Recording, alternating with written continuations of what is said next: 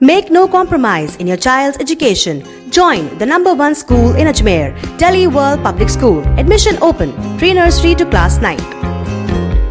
राजस्थान के अंदर सरकार नाम की कोई चीज़ रही नहीं है। चारों ओर अराजकता का वातावरण है। केवल उन्होंने चुनाव में झूठे वादे करके किसानों से, युवाओं से, महिलाओं से केवल वोट हड़प लिए। लेकिन जब से सरकार में आए हैं तब से आज महिलाओं की इज्जत असुरक्षित है। चाहे वो अलवर की घटना हो, चाहे हनुमानगढ़ की घटना हो, चाहे अजमेर से एक ज़ियारत करने आई हो उसकी घटना हो, इस प्रकार के अपराधों में राजस्थान आज नंबर 1 पर चला गया है।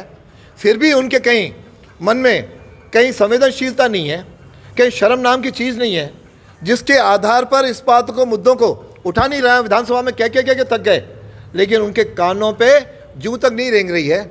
महंगाई की बात करते हैं। महंगाई तो राजस्थान के अंदर अशोक गहलोत की सरकार के कारण है, जिन्होंने कोरोना के दौरान भी 2,500 करोड़ रुपए वेट के नाम पे राजस्थान वासियों से उन्होंने लूटे हैं। जबकि हरियाणा, पंजाब, उत्तर प्रदेश, मध्य प्रदेश सबके अंदर पेट्रोल डीजल 10 रुपये से 12 रुपये कम है। इसी तरह से बिजली के बिल सर्वाधिक राजस्थान के अंदर है, जो लूट मचा रखी है। इसलिए मैं कहना चाहूँगा कि आज राजस्थान में भारतीय जनता पार्टी ने सारे प्रदेश के अंदर ये हल्ला बोल का कार्यक्रम किया है, और इसलिए सरकार कहीं भी निर्माण के काम, विकास के काम पे ठप है। 13,000 करोड़ रुपए ठेकेदारों के बाकी हैं। कहीं अजमेर में स्मार्ट सिटी को छोड़ करके एक ईंट भी इन्होंने लगाई हो तो ये बता दें। जो कुछ काम हो रहे हैं भारतीय जनता पार्टी की सरकार के समय प्रारंभ हुए या स्मार्ट सिटी से फंड से हो रहे हैं। इस प्रकार ये सरकार पूरी तरह नाकाम हुई है। किसानों के कर्जे माफ़ नहीं हुए, युवाओं को रोज़गार नहीं मिला, युवाओं को बेरोज़गारी भत्ता नहीं मिला। बेरोज़गारी भत्ते पे केवल 1,60,000 को दिया है, जबकि 29 लाख बेरोज़गार इस समय पंजीकृत हैं। इसलिए केवल धोखा दे के आए, तो इसलिए हम जन जागरण कर रहे हैं। जनता सावधान हो जाओ, क्यों ये सरकार अपने अंतःकलह से कब चली जाए इसका कोई भरोसा नहीं है।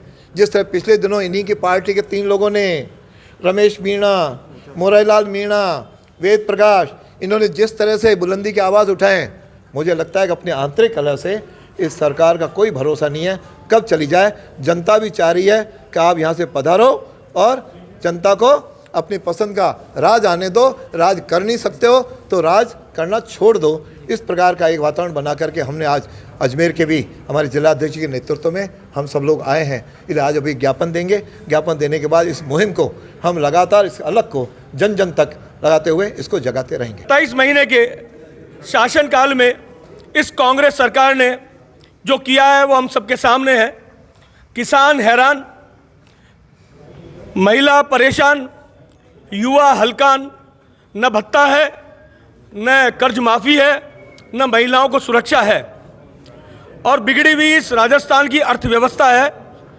सरकार कर्मचारियों को तनख्वाह नहीं दे पा रही है, युवाओं को रोजगार नहीं दे पा रही है, महिलाओं को सुरक्षा नहीं दे पा रही है, और तो और विकास के काम इस प्रकार से ठप पड़े हैं कि कहीं पर भी जनता को राहत नहीं मिल पा रही है।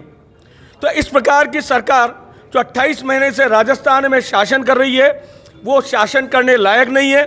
मुख्यमंत्री खुद गृह मंत्री है, मुख्यमंत्री खुद वित्त मंत्री है, लेकिन न तो वित्त व्यवस्था उनके कंट्रोल में है, न कानून व्यवस्था उनके कंट्रोल में है। तो जब उनके हाथ में किसी चीज़ का कंट्रोल नहीं है, राजस्थान की व्यवस्था नहीं है, मुझे लगता है राजस्थान की जनता की जो मांग है भारतीय जनता पार्टी पुरजोर तरीके से उठाती हुई कहती है कि सिंहासन खाली करो कि भारतीय जनता पार्टी आती है। क्योंकि हमारे द्वारा जो विकास के काम 28 महीने पहले हमारी जो सरकार थी जो कर रही थी, उन कामों को बढ़ाने के लिए, राजस्थान की महिलाओं को सुरक्षा देने के लिए, युवाओं को रोजगार भत्ता, रोजगार देने के लिए, किसानों को सम्मान निधि देने के लिए, जनता को आयुष्मान योजना में स्वास्थ्य बीमा देने के लिए ये भारतीय जनता पार्टी आने को तत्पर है।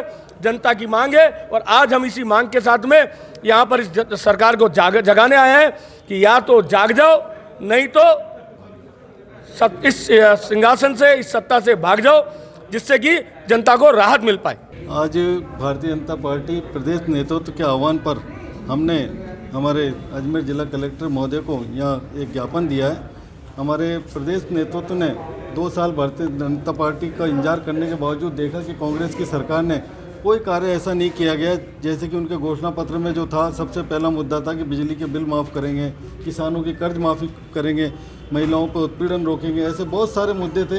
अगर गिनाएं तो सुबह से शाम हो जाएगी, लेकिन देखा जाए तो एक भी मुद्दा, चाहे बिजली का बिल माफ़ हो, चाहे किसानों का कर्ज माफ़ी हो, किसी में भी राहत देने का कार्य इस कांग्रेस की सरकार ने नहीं किया गया।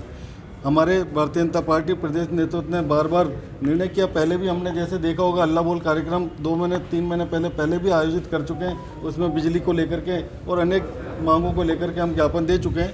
और पुनः प्रदेश नेतृत्व ने ये निर्देश दिया था कि 9 से 14 तारीख के मध्य सभी उपखंडों पे और जिला तहसील पे एक कार्यक्रम आयोजित करके जिला कलेक्टर महोदय को एक ज्ञापन देना, जिसमें इन सभी मांगों को, कांग्रेस सरकार के विरुद्ध जो भी मांगे हैं उनको हम देते हुए यहाँ पर ज्ञापन दिया और मांग करिए कि अगर कांग्रेस अपना शासन को सही से नहीं चला पाती है तो अपने जनता की मांग पर और हम सभी भारतीय जनता पार्टी की मांग पर क्यों ना हमारे जो मुख्यमंत्री अशोक गहलोत है वो अपना स्वयं इच्छा से इस्तीफा दे करके अपने उस सीट को और शासन को छोड़ते हुए भारतीय जनता पार्टी को पुनः मौका दें, ताकि भारतीय जनता पार्टी प्रदेश की जनता को राहत प्रदान कर सके।